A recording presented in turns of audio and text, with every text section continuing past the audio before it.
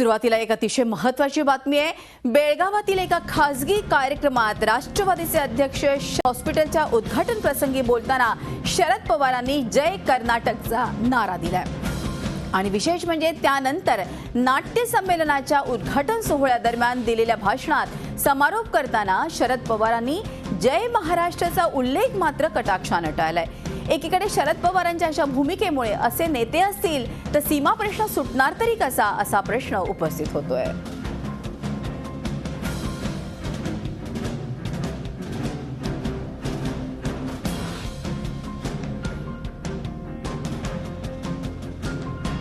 एकूणच आपण बघतोय की ज्या तऱ्हेने गेल्या अनेक दिवसांपासून सीमावासीय जे आहेत ते प्रयत्न करत आहेत आणि ज्या तऱ्हेने अशा प्रकारे शरद पवारांनी वक्तव्य केल्याने त्यांच्या जखमेवरती आपण बघतो की एक प्रकारे मीठ चोळल्याचं दिसत आहे। सीमावासियांच्या भळबळत्या जखमेवर मीठ चोळण्याचा हा प्रकार आहे। जय कर्नाटक असं एका प्रायव्हेट कार्यक्रमात शरद पवारांनी म्हटलेलं आहे आणि समारोपाच्या भाषणात इकडे मात्र नाट्य संमेलनाच्या शरद पवारांनी जय महाराष्ट्र मात्र बोलण्याचं कटाक्षाने टाळलं।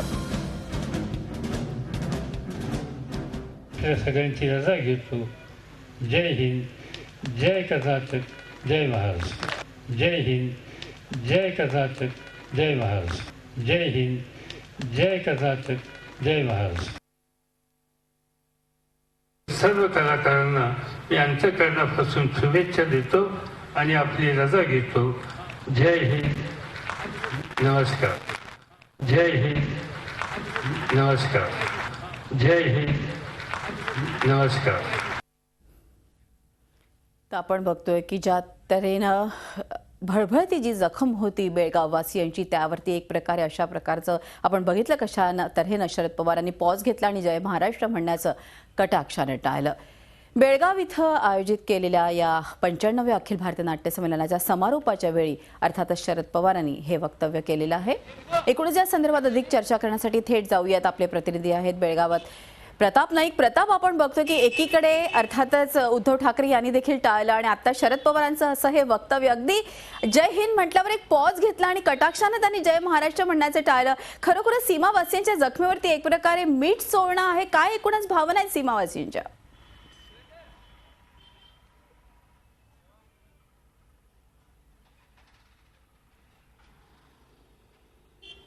मृदुला हे बरोबर आहे। सीमावासियांच्या जखमेवर मीठ चोळण्याचाच प्रयत्न झालेला आहे। ज्यावेळेला केलेमध्ये हा कार्यक्रम झाला त्या कार्यक्रमात शरद पवारांनी जय कर्नाटक, जय महाराष्ट्र म्हटलं। याच्याबद्दल कोणालाही आक्षेप नाही आहे, पण नाट्य संमेलनाच्या कार्यक्रमात जय हिंद म्हणून मोठा पॉज घेतला जातो आणि त्याच्यानंतर नमस्कार म्हटलं जातं, या शब्दाला आक्षेप आहे। कारण तुम्ही जर महाराष्ट्राचे नेते आहात, महाराष्ट्राच्या नाट्य संमेलनाच्या कार्यक्रमाला येतात तर जय हिंद, जय महाराष्ट्र म्हणायला काय प्रॉब्लेम होता? अशा प्रकारचं जो संताप आहे तो सीमा भागात व्यक्त केला जातोय। माझ्यासोबत बेळगावमधली जनता आहे किंवा बेळगावमधले मराठी भाषिक आहेत, त्यांना नेमकं काय वाटतं विचारत मला सांगा की जय हिंद मोठा पॉज होता आणि त्याच्यानंतर नमस्कार होता, हे तुम्हाला रुचलेलं आहे का, पटलेलं आहे का?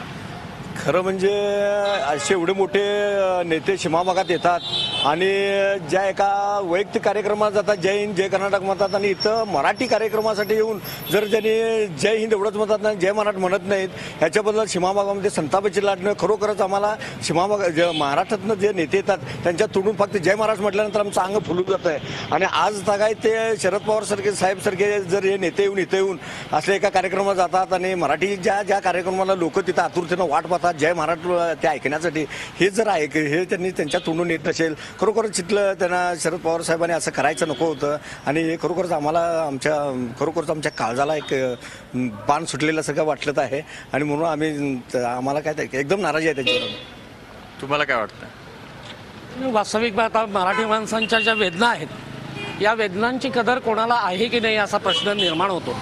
सीमा भागामध्ये अखिल भारतीय मराठी साहित्य नाट्य संमेलन होतं आणि अशा संमेलनामध्ये शरद पवारांसारखे ज्येष्ठ नेते येतात जे सीमा लढ्याचं नेतृत्व त्यांनी केलेलं आहे आणि आपल्या भाषणामध्ये जय महाराष्ट्र हा शब्द हा उल्लेख त्यांच्या भाषणामध्ये येत नाही, ही बाब अत्यंत दुर्दैवी आहे। त्याच पद्धतीनं उद्धवजी ठाकरे यांनी सुद्धा प्रतिक्रिया दिली की या संमेलनाचा 2 दिवस आनंद घ्या।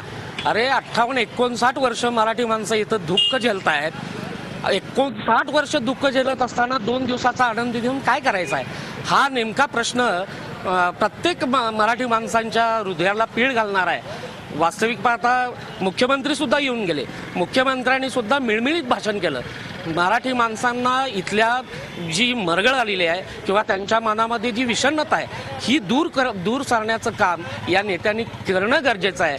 हा प्रश्न अंतिम टप्प्यामध्ये असताना अशा पद्धतीची भूमिका या नेत्यांनी जर वर्तवली आणि या समाजापुढे जर अशा पद्धतीचा आदर्श ठेवला हा निश्चित निषेधार्ह आहे. याचा गांभीर्याने विचार प्रत्येक नेत्यांनी महाराष्ट्राच्या नेत्यांनी करावा इतकंच मला वाटतं. आपण बघितले की बेळगावमधले जे मराठी बांधव आहेत ते पूर्णपणे संतापलेले आहेत.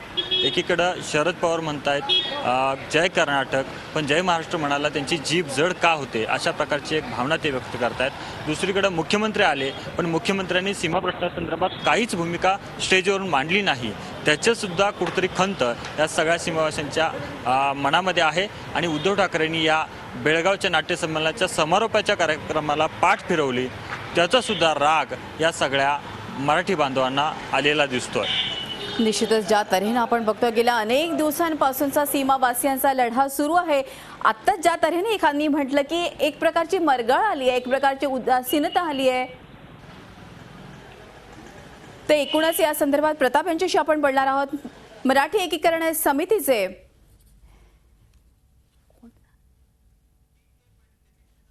टी.के. पाटील आपल्या बरोबर आहे.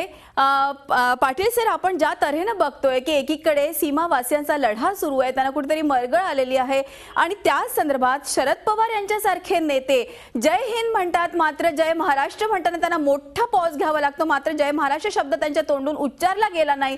काय वाटतं आपल्याला?